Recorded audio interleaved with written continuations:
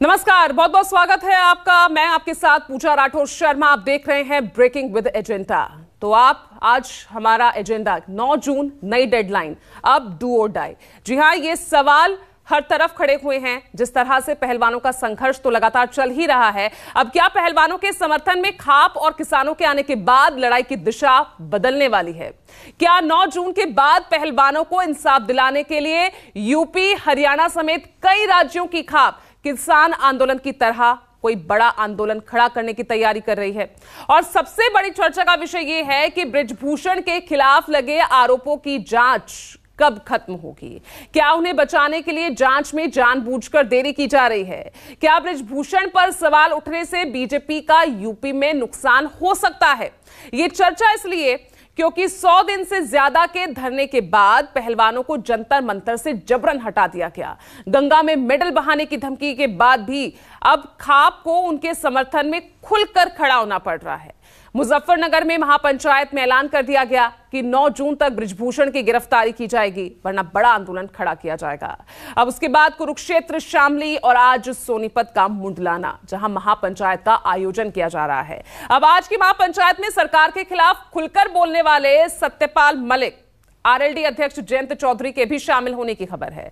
तो क्या पदक वीरों की लड़ाई पूरी तरह से सियासी हो गई है? और अगर यह सियासी लड़ाई बन गई है तो आखिर इसका यूपी और हरियाणा के चुनावों पर क्या असर पड़ना तय है? क्या एफआईआर में लगे गंभीर आरोपों पर बृजभूषण सिंह से पूछताछ हुई है?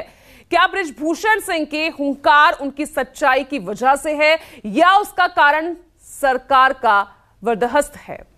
इधर कांग्रेस और कई दल अब पहलवानों के समर्थन में सड़कों पर उतर रहे हैं। कल शिमला में यूथ कांग्रेस ने बृजभूषण के खिलाफ विरोध प्रदर्शन किया। इसके पहले भी दिल्ली में भी कांग्रेस प्रदर्शन कर चुकी है। तो आखिर इंसाफ की ये लड़ाई किधर जा रही है?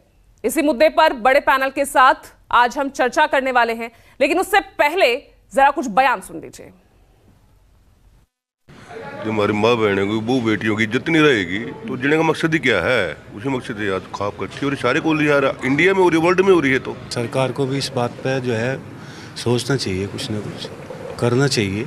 तो जो खाप पंचायतों ने तो पहले बहुत बड़े बड़े फैसले लिए और उनमें पार ही उतरे, और इसमें भी कोशिश आई है।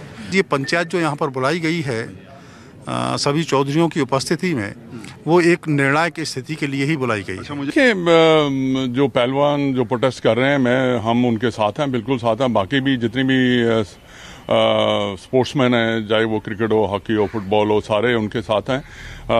पर मैं एक बात ये जरूर यहाँ कहना चाहूँगा कि देखिए, जब एफआईआर कट चुकी हुई है तो पुलिस कार्रवाई कर रही है, तो लेट्स जुडिशरी टेक एक्शन है। नो, बड़े दुख की और शर्म की बात है हमारे लिए, जो बेटी पहलवान जिन्होंने पूरे देश का नाम रोशन किया दुनिया में, वो इस बात पे मजबूर हो गई कि जंतर मंतर पे बैठे, फिर वहाँ गंगा में मेडल बहाने की बात करें।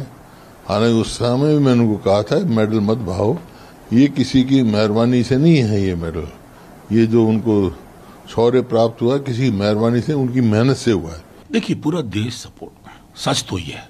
बीजेपी के मंत्रियों को छोड़ करके अगर मैं कहूं, बीजेपी के सांसद भी परेशान हैं, बीजेपी के लोग परेशान हैं, क्योंकि जब शोषण की बात होती है, उत्पीड़न की बात होती है, तो दलीय दायरों से ऊपर जाती है। अब तक यही होता रहा।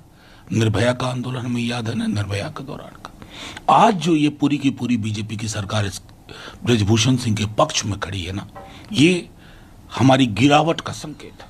सरकार खिलाड़ियों का सुन भी रही है। इन्होंने सहमति बनाने की बात कही थी, सहमति बना दी।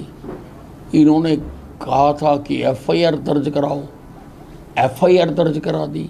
और भी जो मांगे होंगी, ये हमारे नेशनल हीरो हैं, सारे देश की भावनाएं इनके साथ हैं, लेकिन इन विपक्षी नेताओं के चंगुल में फंस के थोड़ा सा मामला खराब हो रहा है। देश संविधान के अनुसार चलेगा, जो सुप्रीम कोर्ट के आदेश अनुसार, और पुलिस की कार्रवाई जो पूरी होगी तो उसके हिसाब से चलेगा, न कि डंडे के जोर से। तो आखिर ये आंदोलन क्या सियासी शक्ल ले रहा है? ये आंदोलन आगे किस दिशा में बढ़ रहा है? पहलवानों कि दर्ज एफआईआर के बाद, गवाहों के सामने आने के बाद, क्या अब बृजभूषण की गिरफ्तारी होगी या नहीं, ये तमाम वो सवाल है जहां हर कोई अपने जवाब ढूंढ रहा है।